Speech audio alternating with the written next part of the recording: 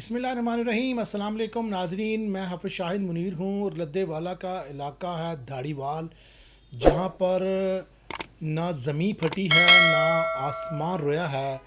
एक गुंडागर्दी की, बदमाशी की, दरिंदगी की एक ऐसी वारदात पेश आई है जिसको सुनकर आज दिल बड़ा नमनाक है, गमनाक है कि एक गरीब आदमी, उसकी बेटी को इसलिए मार दिया गया है कि उसने एक दरिंदे से, एक बदमाश से, गुंडे से शादी करने से इनकार किया।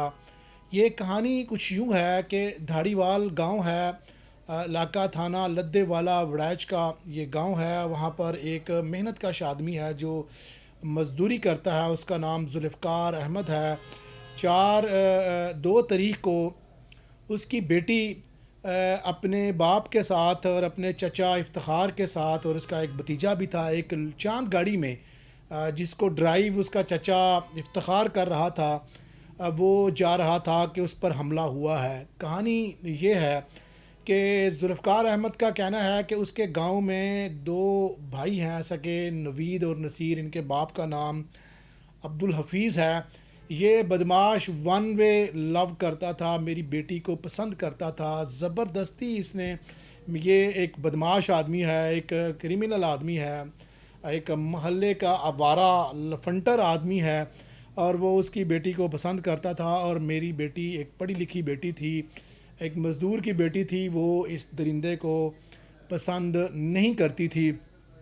तो इसने हमें धमकाना शुरू कर दिया कि वो शादी करना चाहता है, लेकिन हमने इनकार कर दिया क्योंकि एक तो उसकी महल्ले के अंदर दोनों भाइयों की, नवीद और नसीर की जो रिप्यूट थी वो बड़ी ख़राब थी। कोई उनको मुंह लगा के राज़ी नहीं था। हर वक्त महल्ले में उनका काम लड़ाई झगड़ा करना, चौकों चौराहों में खड़े होना, लोगों को तंग करना, गालम गलोच करना, ये उनका फ़ेल था। और मेरी बेटी ने ठीक किया था कि एक तो वो अपने माँ बाप की मर्ज़ी के मुताबिक गई, और दूसरा उसने कहा कि वो ऐसे गुंडे से शादी नहीं करना चाहती। तो उसने तंग करना शुरू कर दिया, मेरी बेटी को हरासा करना शुरू कर दिया दोनों भाइयों ने। इसके बारे में जुल्फ़कार का कहना है कि वो मेहनत कश आदमी है, मज़दूरी करता है, मेहनत मज़दूरी करने वाला आदमी है। उसने इसके वालिदैन को शिकायत भी लगाई थी कि आप अपने बच्चे को रोकें, मेरी बेटी को हरासा किया जा रहा है। लेकिन वो अपने बाप के कहने में नहीं थे, जैसे कि उसका ख़दशा था कि ये महल्ले के वो आवारा गर्द बच्चे हैं, वो बच्चे हैं जिससे महल्ले का कोई भी शख्स सुकून में नहीं है। और ये कोई काम काज भी नहीं करते कि कोई नौकरी करते हों, कोई कारोबार करते हों, तो बंदा सोच भी लेता है। लेकिन इनकी गुंडागर्दी बढ़ती गई, और इन्होंने मेरी बेटी को रोक कर भी बदमाशी करने की कोशिश की, तो मेरी बेटी ने इनकार कर दिया, जिस पर मेरी बेटी ने मुंह पर बोल दिया कि वो तुम्हें पसंद नहीं करती। इस दौरान तल्ख़ जुमलों का तबादला भी हुआ।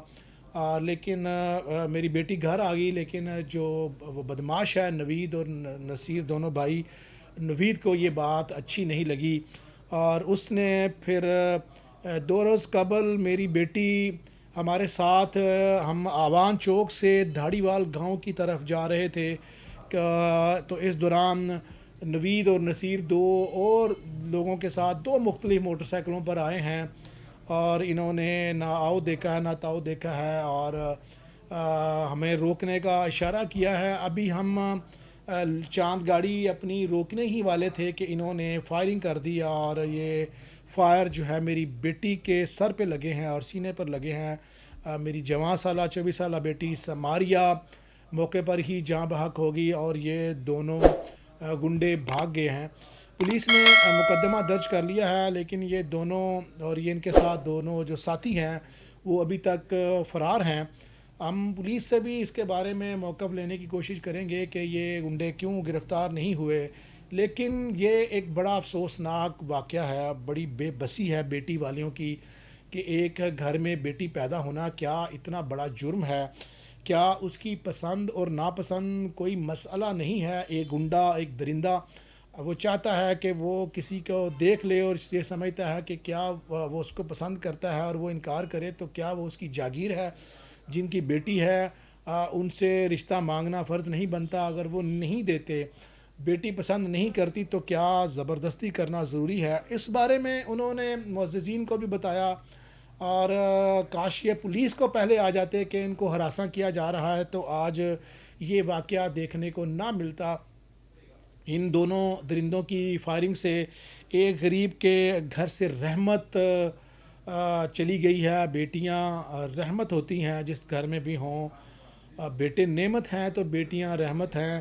یہ میرے اور میرے آپ کے نبی صلی اللہ علیہ وسلم کا بھی یہ بیٹیوں کو بڑا پسند کرتے تھے۔ آپ اپنی بیٹیوں کے احترام میں، بیٹی کے احترام میں، سیدہ کائنات کے احترام میں، آپ احترام میں کھڑے ہو جاتے تھے۔ آپ آخری نبی تھے، آپ دنیا کے کائنات کے سب سے بہترین آدمی تھے، آپ انبیاء میں سب سے اعلیٰ تھے، آپ پوری دنیا میں سب سے اعلیٰ تھے، لیکن جب آپ کی بیٹی آتی تھی تو آپ اپنی بیٹی کے احترام میں کھڑے ہو جاتے تھے۔ یہ میرے اور آپ کے نبی صلی اللہ علیہ وسلم نے اور ہمارے دین نے بیٹی کی قدر بتائی کہ بیٹی کے لیے آپ صلی اللہ علیہ وسلم کے سامنے حاتم طائی کی بیٹی آئی ایک جنگ میں، تو قیدی بن کے آئی، تو میرے اور آپ کے نبی صلی اللہ علیہ وسلم نے اپنی چادر بچھائی، کالی چادر بچھا کر حاتم طائی کی بیٹی کو آپ نے چادر پیش کی اور اس کو چادر پہ بٹھایا۔ یہ میرے اور آپ کے نبی نے احترام بتایا۔ بیٹی آپ کی ہو کسی کی ہو، اس کا احترام بڑا ضروری ہوتا ہے، اور بیٹیاں ویسے بھی جگر کا ٹکڑا ہوتی ہیں، ماں باپ کے دل کے بہت قریب ہوتی ہیں، اس کے اندر باپ کی جان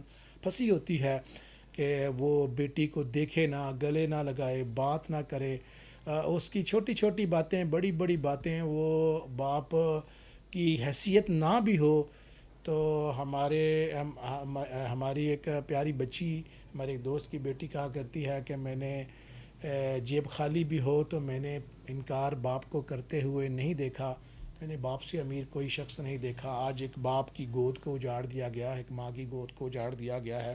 اس درندے کو یقیناً انجام کو پہنچنا چاہیے۔ اس طرح کے درندے معاشرے کے لیے ناسور ہیں، اور ہم امید کرتے ہیں کہ گجرانوالہ پولیس جلد از جلد ہمیں ان کی گرفتاری کی خبر سنائے گی اور ان کو ان کے انجام تک پہنچائے گی، اور یہ اپنے حصے کا انصاف لے کر جائیں گے۔